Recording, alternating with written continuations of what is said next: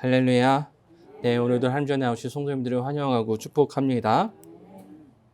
오늘 말씀의 제목 따라해 보실까요? 돌아보니 은혜입니다. 네, 돌아보니 은혜입니다라는 말씀으로 말씀을 나누도록 하겠습니다. 이제 8월 달도 이제 중순을 향해 달려가고 있습니다. 이제 저희 딸들이 벌써 방학이 끝나간다고 이렇게 너무 아쉬워하는데, 이제 방학이 끝나고 이제 9월 방학이 끝나고 8월도 이제 지나가고 이제 9월 달이 다가올 것 같습니다. 벌써 1년에 3분의 2가 지나가는 거죠. 그러면 와, 정말 제가 선생님들하고 12월 31일에 처음 인사를 드리고 벌써 이제 반년이 또 훨씬 지난 거죠. 그래서 저도 참 시간이 빨리 지나왔다 생각을 하는데, 제가 이렇게 말을 하는 것은 무슨 이유냐 하면 돌아보니 은혜였기 때문에 그렇습니다. 그래가지고 또 어떻게 여기까지 또 온 것도 감사한 거고, 또 많은 일들도 있었죠. 그래서 가장 최근에 있었던 건 우리 예람자매에서 단기 선교 갔다 온 일이었고요. 그래서 은혜 가운데 잘 갔다 왔죠. 돌아보니 은혜였죠. 네, 감사합니다. 흔히 사람은 망각의 동물이라고 합니다. 왜냐하면 너무나도 잘 잊어버리기 때문에 그렇습니다. 매주 반복되는 일상인데, 오늘 제가 설교 때문에 그런 건 아닌데, 제가 항상 나올 때마다 왼쪽 주머니에다가 자동차 키를 놓고 나오거든요. 근데 오늘 자동차 키를 가져나갈게요, 안 가져나갈게요? 안 가져나왔어요. 매일 나올 때마다 자동차 키를 분명히 왼쪽 주머니에 놓고 나오는데, 그래가지고 저희 아내한테 먼저 내려가라, 내가 자동차 키 챙겨서 내려가겠다 그랬어요. 그리고 제가 또 그것만 잊어버린 게 아닙니다. 제가 매 주일마다 머리에 왁스를 바르고 나옵니다. 근데 오늘 머리에 아무것도 안 발랐어요. 그리고 오늘 왜 이렇게 땀이 나는지 모르겠어요. 그래서 머리에 왁스를 바르고 나오는데 오늘따라 잊어버리고 왁스를 안 바랐습니다. 말씀의 제목 때문에 그런 것 같은데, 왁스를 발라야지 제 얼굴이 좀 더 환하게 비치는데 이게 좀 큰일 났습니다. 저희 아내가 그러더라고요. 아침에 아니 오늘따라 왜 이렇게 일찍 준비해가지고 식탁에 앉아 있나 했다고 막 그렇게 얘기를 한 거야. 아니, 나 항상 식탁에 앉아 있었다 그렇게 얘기를 했는데,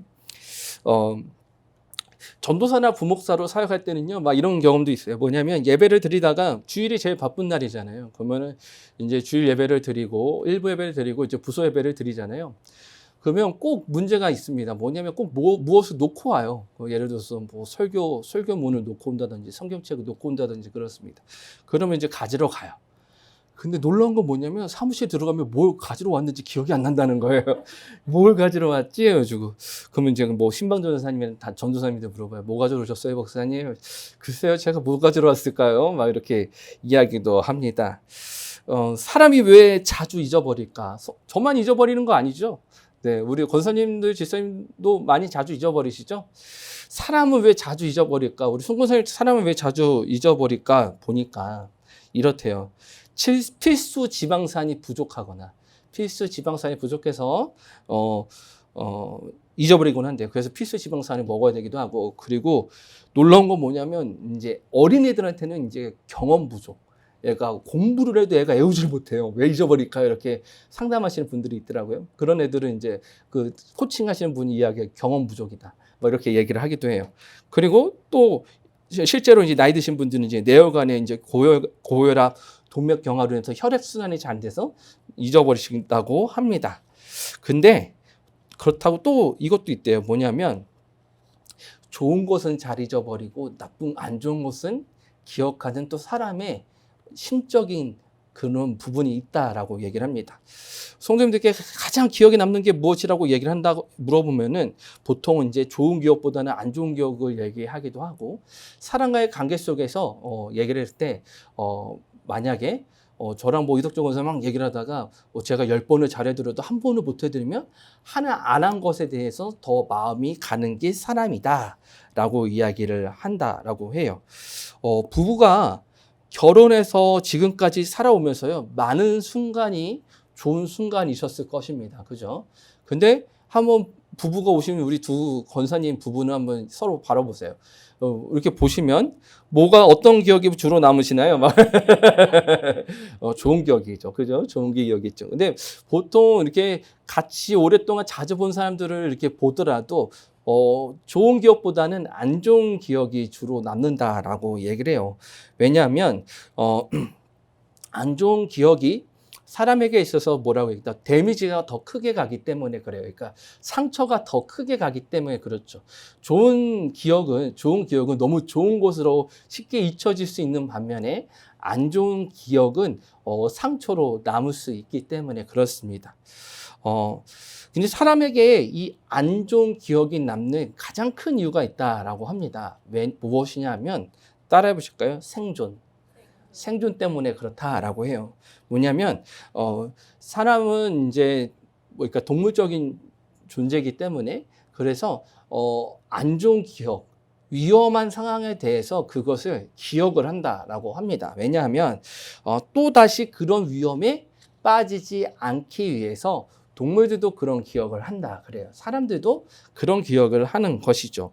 그래서 어떻게 보면 안 좋은 기억은 우리가 어떻게 사용하느냐에 따라 우리를 더 발전하게 하고 성숙하게 하는, 그러니까 위험에 빠지지 않게 하는 도구가 되기도 하는 반면에 또 다른 한편으로는 끔찍한 사건의 이유가 되기도 합니다. 무슨 말이냐면 최근에 일어난 이제 우리나라에서 많이 일어나는 문제 중에 하나가 흉기 난동이잖아요.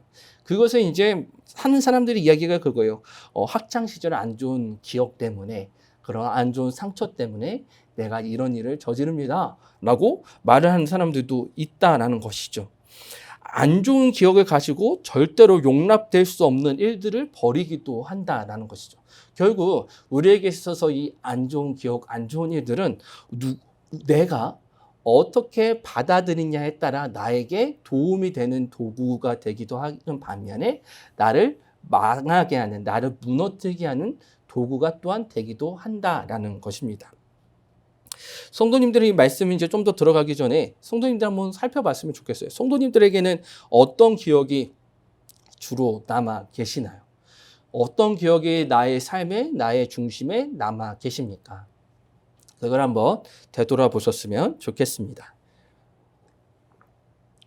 오늘 말씀을 이제 좀 더 살펴보기 원하는데요. 오늘 말씀을 보면 너무나도 잘 아는 사람이죠.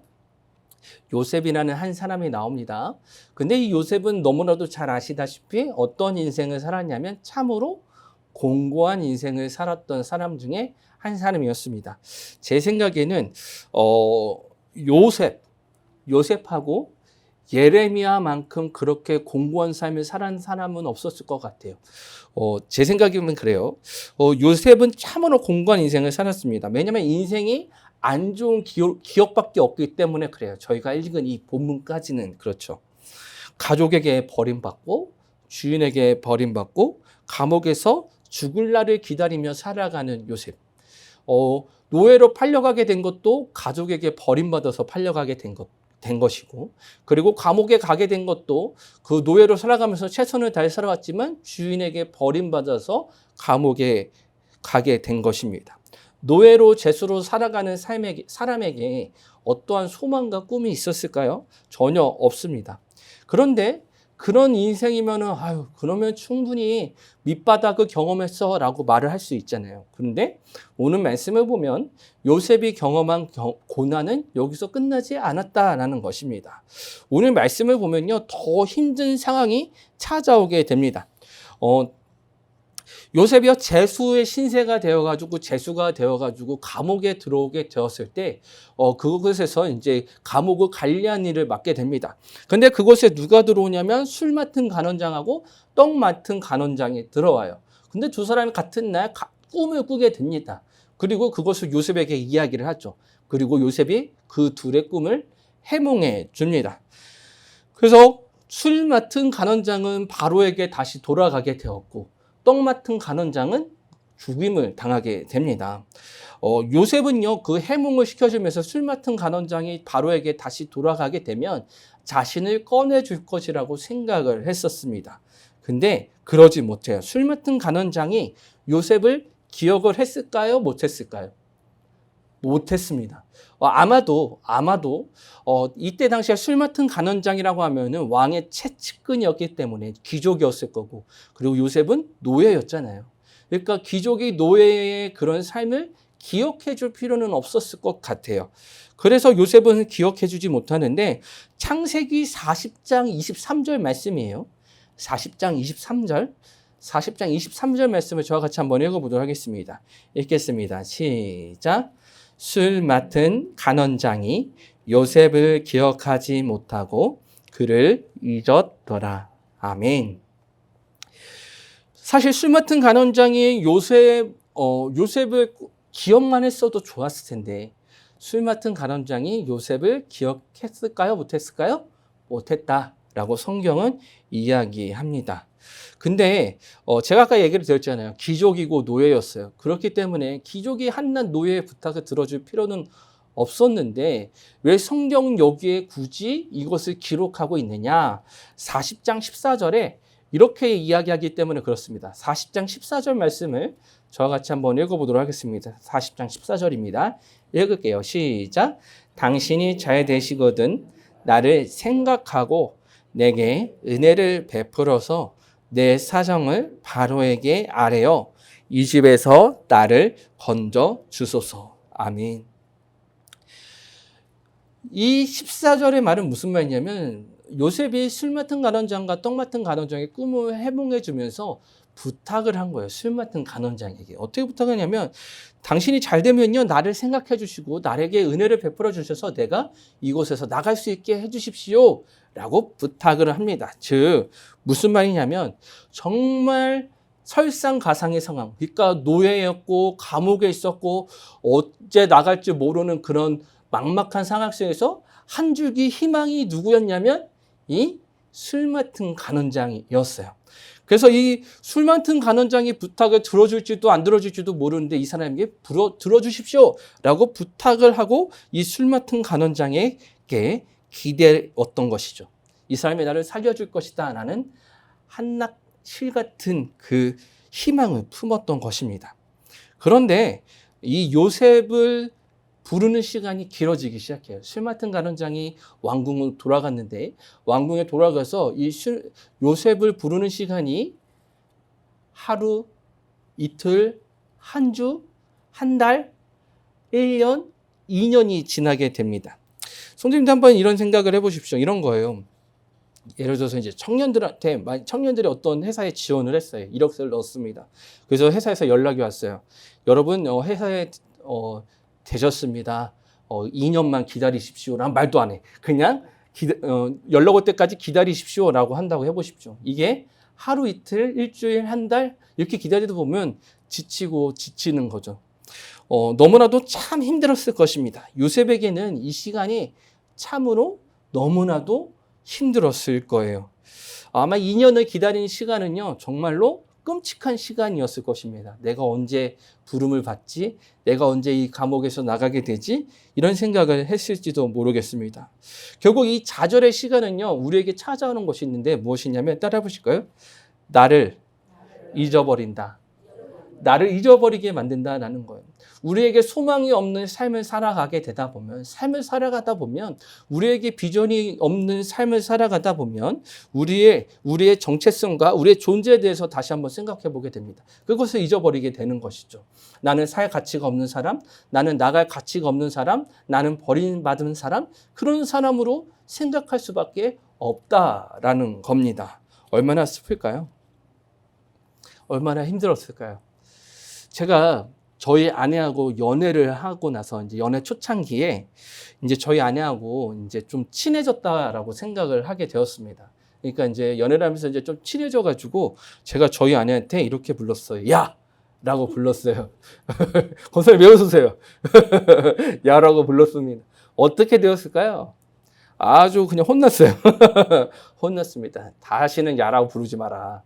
야라 부르지 말고 이름을 불러라 이렇게 얘기를 했습니다. 그래가지고 제가 그때부터 지금까지 저희 아내를 부를 때 저희 아내의 이름을 부릅니다. 소영아라고 불러요. 고선생님도 제가 저희 아내 이름을 부르는 거 보셨어요?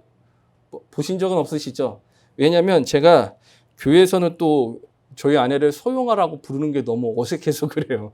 왜냐하면 사역을 하면서도 그런데 막 저희 아내를 부르는 것이 좀 어려울 때가 있습니다. 그러니까 저는 항상 소영아라고 불렀는데 또 성도님도 앞이니까 뭐 이제 정성 사모님이라든지 아니면 뭐 이엘 엄마라든지 아니면 여보라든지 불러야 되는데 이 세 개를 쓴 적이 없어요. 오로지 그냥 소영아라고 부르니까 계속 한 번은 크게는 못 보니까 소영아 근데 못 보는 거예요. 그래가지고 그래가지고 한번 본 적도 있습니다.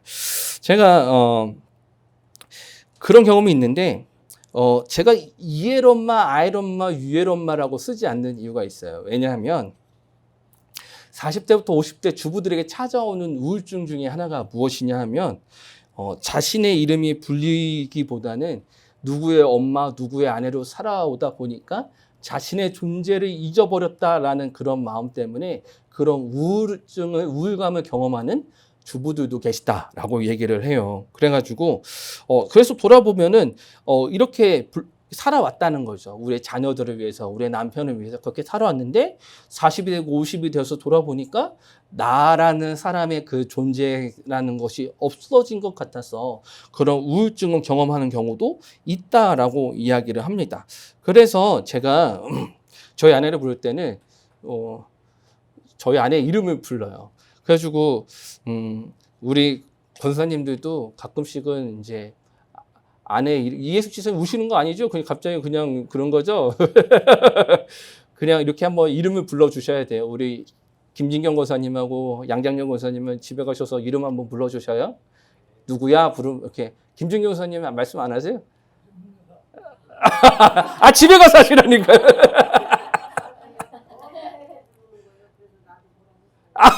네, 알겠습니다. 아이, 감사합니다.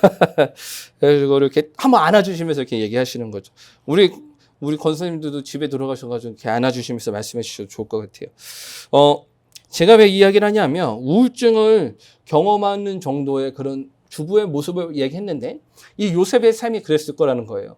자신의 모든 것을 잊어버리고 좌절하고 낭망했던 자신의 모습을 발견한 게 요셉이었을 거고, 얼마나 자신에 대해서 가치가 없다고 느끼고 나는 정말 쓸모없는 사람인가 라는 생각을 했을 수도 있습니다. 그런데 말이죠. 따라해 보실까요? 잊혀진 것이 은혜였습니다. 네, 요셉에게 잊혀진 것이 은혜였다라는 거예요. 무엇이냐면 잘 들어보세요. 술가론정이 복직이 되었습니다. 그리고 요셉을 바로 기억했어요. 요셉이 나를 이렇게 해몽해 줬지. 내가 바로왕에게 알려줘가지고 빨리 꺼내줘야 되겠다. 바로 꺼내줬으면 어떻게 되었을까요? 한번 생각해 보신 적 있으세요? 요셉이 바로 꺼냄을 받았으면 어떤 삶을 살았을 것 같으세요? 노예로서 살아갔을 거예요. 노예로서 이제 보디발의 집이 아닌 다른 곳에서 또 노예로 살아갔을 것이죠. 그렇다고 가나안 땅으로 찾아갈 수 있었을까요? 아니요. 가나안 땅으로 찾아갈 수가 없어요. 왜냐하면 요셉은 노예였으니까요. 그러면 저희가 이것을 볼 수 있어요. 뭐냐면 요셉은 보디발의 집에 그 감옥에 남아 있었기 때문에 바로의 꿈을 해몽할 수가 있었던 것입니다. 믿으십니까? 요셉이 경험했던 그 삶은 요셉이 보디발의 그 집의 감옥에 있었기 때문에 바로 왕의 꿈을 해몽해 줄 수가 있었던 거예요. 사실 2년이라는 시간이 너무나도 좌절스럽고 낭망스러웠을 수도 있어요. 그런데 만약에 이 2년이라는 시간이 없었으면 요셉은 그냥 노예로 살아가다가 그냥 생을 마쳤을지도 모릅니다. 그런데 이 곳에서 시간이 있었기 때문에 바로가 꿈을 꾸게 되었고 그 꿈을 푸는 역사를 나타나게 되는 것이죠. 오늘 14절 말씀입니다. 14절 말씀을 저와 같이 한번 읽어보도록 하겠습니다. 41장 14절 말씀이에요. 읽겠습니다. 시작. 이에 바로가 사람을 보내어 요셉을 부르매 급히 그를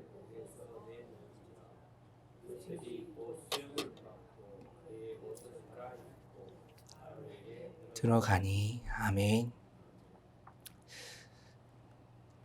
잊혀진 것 같아도 실망하지 마십시오. 오늘 하나님은 요셉을 통해서 역사하신 것은 잊혀진 것 같은 요셉의 삶이었지만 그 요셉의 삶에서 역사하고 계신 것입니다. 하나님은요, 요셉을 기억하고 계십니다. 그리고 오늘 이곳에서 예배를 드리는 성도님들 한 사람 한 사람을 기억하고 계십니다. 그리고 우리가 이 시간을 살아가는 이유가 분명히 있는 것이죠. 하나님께서는 이 자리에 우리를 두신 이유가 분명히 있습니다. 그것을 기억하시는 성도님들 되시길 바랍니다. 하나님은요, 이 요셉의 이때 요셉이 하나님께 쓰임을 받는 이때를 위해서 정말 많은 준비를 해놓으셨어요. 창세기에는 사실 정말 많은 이야기들이 있습니다. 많은 사람들을 준비하셨고, 많은 그런 장치들, 많은 그런 뭐라고 할까, 그 사건이 이루어지게 하는 그 장치들을, 도구들을 준비해 놓으셨는데, 요셉을 보면서 저희가 보디발을 좀 살펴보기 원하는데요. 보디발은 요셉이 섬겼던 주인입니다. 아시죠? 신이 대장이었습니다. 근데 이 보디발은요, 사실 요셉이 범죄하였을 때 보디발이 정말 요셉을 증오했는가, 요셉을 정말 싫어했는가에 대해서는 저희가 한번 물음표를 던져봐야 합니다. 왜냐하면 요셉의 결백함을 알고 있었던 사람이 또한 보디발이었다는 것을 저희가 알 수 있기 때문에 그렇습니다. 무엇이냐면 한번 생각해 보세요.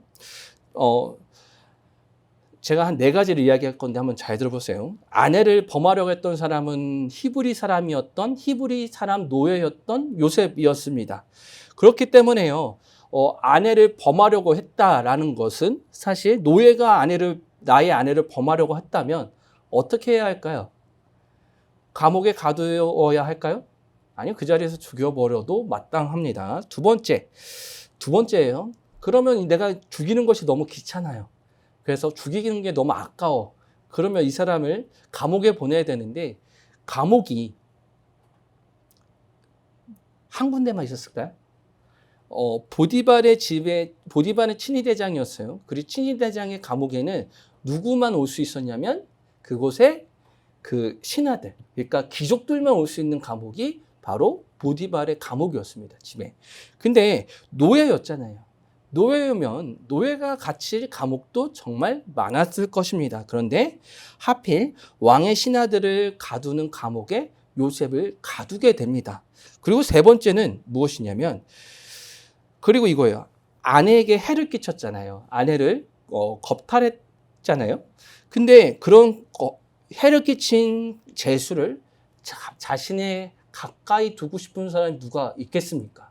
당연한 거 아닙니까? 누군가가 나의 아내에게 해를 뒀는데 그 집에 같이 살게 할 이유가 있을까요? 없을까요?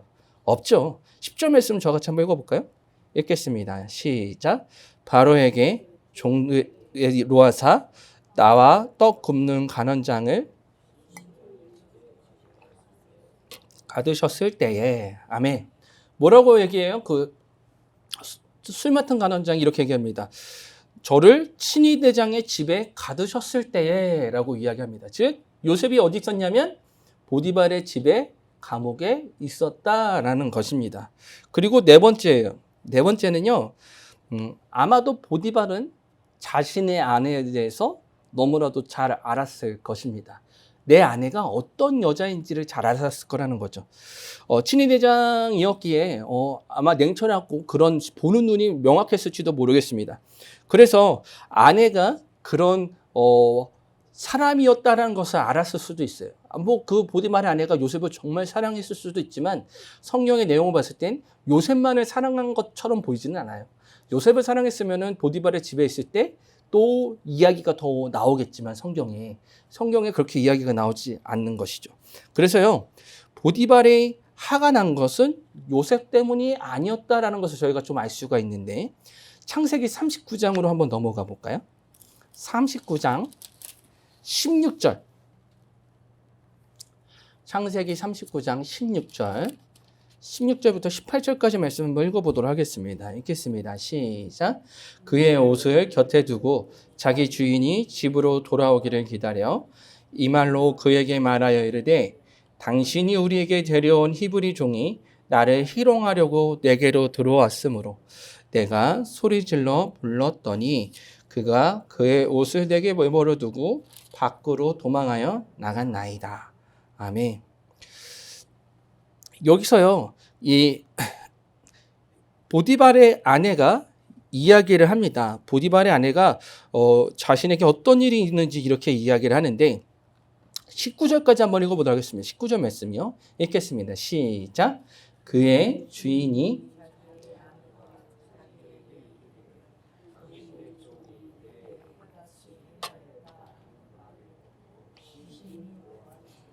아멘. 자, 19절은요, 좀 더 보디발이 화가 난 이유에 대해서 분명히 이야기합니다. 무엇이냐면 첫 번째 16절부터 18절까지는 보디발이 이 16절부터 18절까지 통해서 알 수 있는 게 있어요. 무엇이냐면 내 아내가 다른 사람과 눈이 맞았다라는 것, 그것을 가지고 화가 났다는 것과 두 번째 무엇이냐면 17절을 보면 이렇게 얘기해요. 우리에게 데려온 히브리 종이 나를 희롱하였다. 무슨 말이냐면 자신을 위해서 최선을 다해 충성되기를 했던 요셉을 모함한 거죠. 이것에 또 화가 난 것이고 19절 무엇이냐면 이렇게 얘기해요. 당신의 종이 내게 이같이 행하였다. 라는 말. 이 말을 듣고 화가 났다라고 얘기를 해요. 무슨 말이냐면 이 요셉이 자신을 겁탈하려고 한 이유가 무엇이냐? 보디발 당신이 데려온 이 종 때문에 나에게 이런 일이 일어났다라고 이 보디발의 아내가 이야기를 했다라는 거예요. 근데 이 말을 듣고 보디발이 화가 났다라고 이야기를 하는 것입니다. 즉 19절과 20절, 이 20절은 이에 요셉의 주인이 그를 잡아오게 가더니 그 옥은 왕의 제수를 가두는 곳이었다라는 말이에요. 즉 요셉이 보디발이 화가 났어요. 정말 너무 화가 났는데 이 요셉을 보디발의 집에 감옥에 가둔 이유는 보디발의 아내가 어떠한 여인인지 알았고 그리고 요셉이 얼마나 억울한 사랑인지 눈치껏 바라봤다라는 거예요. 그래서 죽였어야 해도 당연했지만 그렇지 않고 그 집에 감옥에 두게 되는 것이죠. 아마도 요셉이 총리가 된 후에 보디발과는 굉장히 또 친하게 지냈을지도 모르겠어요. 근데 성경에 그 이야기에 대해서 나오지 않았지만 근데 저희가 이 이야기를 한 이유가 있습니다. 요셉의 그런 어려움에 대해서 보디발이 그 어려움, 그 문제에 대해서 맹철하게 파악하고 있지만 요셉이 결국 어딜 가게 되냐 하면 감옥에 가게 되었다라는 거예요. 감사하게도 죽임을 당하지 않고 감옥에 가게 된 건데 근데 이것을 아십니까? 이거예요. 요셉이 따라해보실까요? 요셉이 오해를 받고 감옥에 간 것도 은혜였습니다.